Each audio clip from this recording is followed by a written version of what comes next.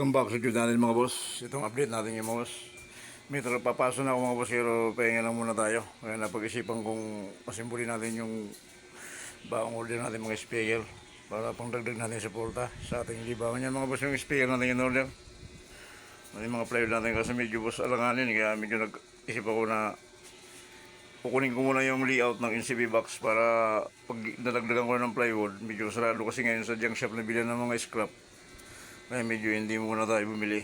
Kaya medyo i-layout ko muna para pagpahinga ko sa susunod, medyo mailiya na ako kung paano ko maisukat lahat ng kailangan ng mga plywood para mabuo natin yung mga box na NCB box boss. Mga boss, sabalihan niya boss yung natin. Ito yung mga speaker natin pangmalakasan din, mga libangan natin yan.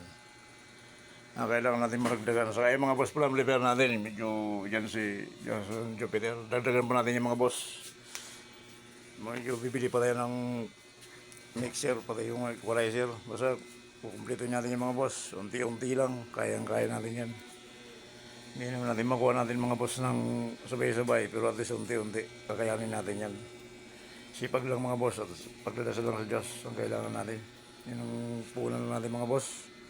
Sa kailangan laging handa tayo at laging alagaan yung sarili. Ngayon mga boss, mga gamit natin yan.